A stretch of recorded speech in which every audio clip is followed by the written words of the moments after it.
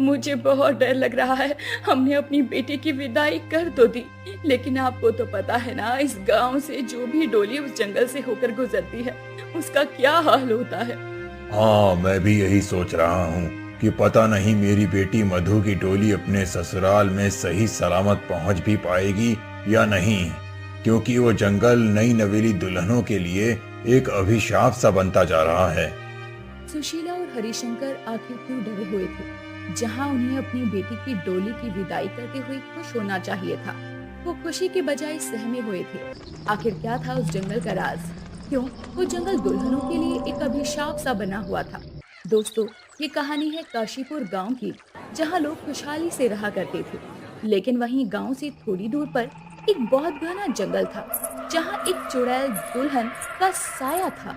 अरे ओ डोली वाले भैया, बहुत देर से चलते जा रहे हैं, थोड़ा आराम कर लेते हैं। वैसे भी आप दोनों भी काफी देर से डोली को उठाकर थक गए होंगे, और बाकी लोग भी थोड़ा आराम कर लीजिए।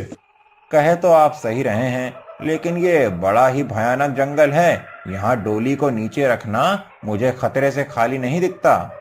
अरे भाई, इतना भी डरने की कोई जरूरत नहीं है।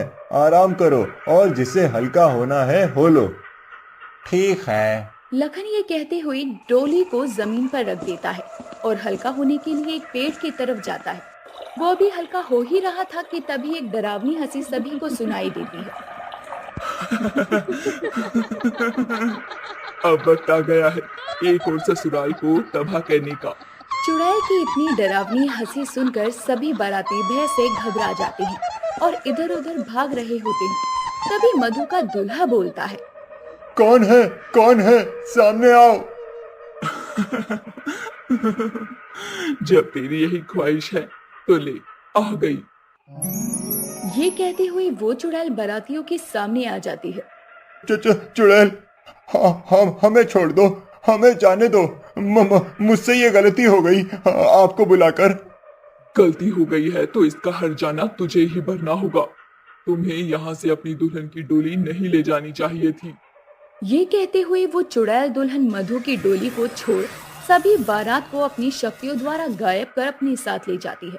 और ये सब मधु ने अपनी आंखों से देखा था, जिसके कारण उसका दिमागी संतुलन बिगड़ जाता है। वहीं मधु के माता पिता मधु को अपने मायके में इस तरह देखकर फूट फूट कर रोते हैं। लेकिन ये कोई नई घटना नहीं थी, क्योंकि जब भी इस गांव से कोई भी डोली गुजरती तो वो चुड़ैल अक्सर दूल्ही समेत बारातियों को अपने साथ लेकर चली जाया करती। और इस घटना के कुछ समय बाद, बंसी, आखिर हम कब तक ऐसे छुप छुप कर मिलते रहेंगे? जब तक हमारी शादी नहीं हो जाती तब तक मैं ऐसे ही अपने गांव से तुम्हारे गांव में आता रहूंगा मिलने। फिर भी मुझे यूँ छुप छुप कर मिलना बिल्कुल भी अच्छा नहीं लगता। बंसी, वैसे भी मेरे अब तुम्हारे बिना बिल्कुल भी मन नहीं लगता है। ठीक है बाबा, ठीक है। तुम बोलो तो मैं कल ही तुम्हारी डोली गाजे बाजे के साथ तुम्हारे घर ले आऊं। नहीं नहीं, बिल्कुल भी नहीं। तुम डोली का नाम भी मत लेना। राधा, आखिर क्यों? क्या हुआ? क्या छुपा रही हो तुम मुझसे? तुम्हें मेरी कसम, बताओ सच सच। ठीक है, जब तुमने अपनी कसम दे ही दी है तो मैं तुम्हें सच सच बताती हूँ। इसके बाद राधा अपने गांव काशीपुर और उस जंगल के बारे में सारी बातें बंसी को सच सच बता देती है। और अभी मेरी सहेली मधु के साथ भी कुछ ऐसा ही हुआ है। मैं तुम्हें खोना नहीं चाहती बस। लेकिन जरूरी तो नहीं ना, जो सबके साथ हो वो हमारे साथ भी हो। लेकिन किंतु परंतु कुछ नहीं। मैं कल ही तुम्हारे घर अपने माता पिता के साथ अपने रिश्ते की बात करने आऊंगा। बाकी सब मेरे ऊपर छोड़ दो। ठीक है।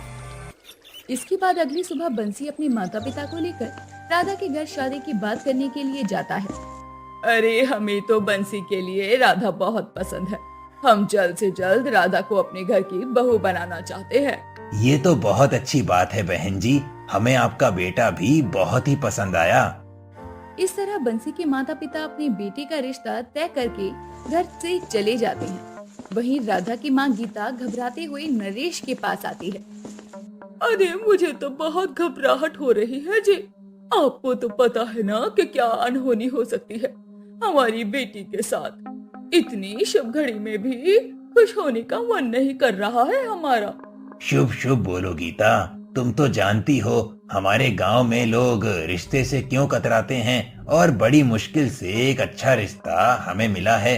बस ऊपर वाले से प्रार्थना करो कि हमारी बच्ची का रिश्ता सही से हो जाए। ऐसे ही कुछ दिन बीत जाते हैं और अब शादी का समय आ जाता है, जहां बंसी ढोल बाजे के साथ अपनी बारात उस जंगल से लेकर गुजर रहा होता है। बजाओ बजाओ, आज सबको पता चलना चाहिए कि आज बंसी की शादी होने वाली है। वहीं चुड़ैल पेड़ पर बैठी हंसते हुए बोलती है। एक और ससुराल में दुल्हन जाने वाली है। खैर, इन्हें अभी कुछ नहीं करूंगी जब तक ये दुल्हन को अपने साथ डोली में नहीं ले आते। जिसके कुछ समय बाद ही बंसी बारात लेकर राधा के घर पहुंचता है, जहां राधा और बंसी की शादी हो जाती है और अब राधा की विदाई हो रही होती है। बेटी, तुम अपना ख्याल रखना। माँ, मुझे बहुत डर लग रहा है, कहीं बाकियों की तरह। नहीं मेरी बेटी, ऐसा कुछ नहीं होगा। दामाद जी, सभी बाराती और डोली उठाने वालों को भी जंगल के बीच में रुकने मत दीजिएगा। पिताजी, आप निश्चिंत रहिए, कुछ नहीं होगा और अब हम यहाँ से सीधे घर जाकर ही रुकेंगे। जिसके बाद पूरी बारात जाने लगती है और जैसे ही वो जंगल में पहुंचती है, वहाँ बहुत ही डरावनी चुड़ैल के हंसने की आवाज आती है।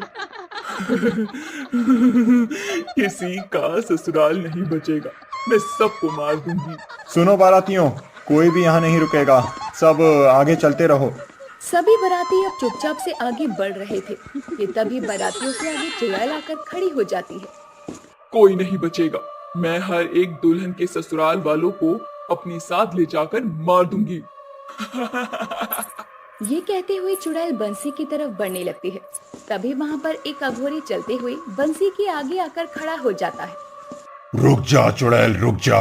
अगर तू अपना विनाश नहीं चाहती तो यहीं से लौट जा, अभी भी तेरे पास मौका है जाने का। अब तू बचाएगा इन बारातियों को, इस दुल्हन के ससुराल वालों को। चला जा अघोरी, और मेरे कार्यों में विघ्न मत डाल, नहीं तो मैं तुझे जिंदा नहीं छोड़ूंगी। देख चुड़ैल, ये मासूम हैं, इन्हें जाने दे। बता तेरे साथ क्या हुआ था, आखिर क्यों तू इन बारातियों की जान ले रही है? मैं तुझे कुछ भी नहीं बताऊंगी, चल हट जा मेरे रास्ते से। लगता है तू ऐसे नहीं मानेगी, रुक, मैं तुझे अभी बताता हूँ। ये कहकर अघोरी उस चुड़ैल के ऊपर भभूत फेंकता है, जिसके कारण वो तड़पने लगती है और बोलती है। बताती हूँ, मैं सब बताती हूँ। मेरा नाम कनिका है। मेरी आज से 3 साल पहले शादी हुई थी। मेरे माँ पिताजी बहुत गरीब थे, फिर भी उन्होंने जैसे तैसे करके मेरी शादी करवाई और दहेज भी दिया। लेकिन मेरे ससुराल वाले दौलत के भूखे थे और उन्हें दहेज चाहिए था, और दहेज न मिल पाने के कारण वो मुझे इस जंगल में लेकर आए और मुझे इसी जंगल में ही जिंदा जला दिया और मैं तड़प तड़प कर मर गई। मैं अपना पूरा बदला अपने ससुराल वालों से ले चुकी हूँ, लेकिन मुझे पता है कि हर ससुराल वाले दहेज के लालची होते हैं, इसीलिए मैं हर एक दुल्हन के ससुराल वालों को ऐसे ही एक एक करके मारती रहूंगी। देख चुड़ैल, मैंने माना कि तेरे साथ बहुत बुरा हुआ है, लेकिन याद रख कि हर इंसान एक जैसा नहीं होता, और तूने इस तरह एक एक करके पता नहीं कितनी ही लड़कियों की जिंदगी बर्बाद कर दी, और तू अभी भी एक जिंदगी बर्बाद करने जा रही थी। इसीलिए मैं कह रहा हूँ कि तू चली जा यहाँ से। अघोरी के इस तरह बार बार समझाने से चुड़ैल को अपनी गलती का एहसास होता है और वो वहाँ से मुक्त हो जाती है और वो अघोरी कहता है। बंसी बेटा, आज तुम्हारी वजह से ही ये जंगल उस चुड़ैल दुल्हन के प्रकोप से मुक्त हुआ है, लेकिन अगर तुम मेरे पास अपनी समस्या लेकर नहीं आते तो शायद ये सिलसिला ऐसे ही चलता रहता। जी धन्यवाद अघोरी बाबा, यहाँ तक आने के लिए। जिसके बाद सभी हंसी खुशी वहाँ से चले जाते हैं और राधा इस तरह अपने ससुराल में पहुँच जाती है और ये सब चीज ठीक हो जाती है।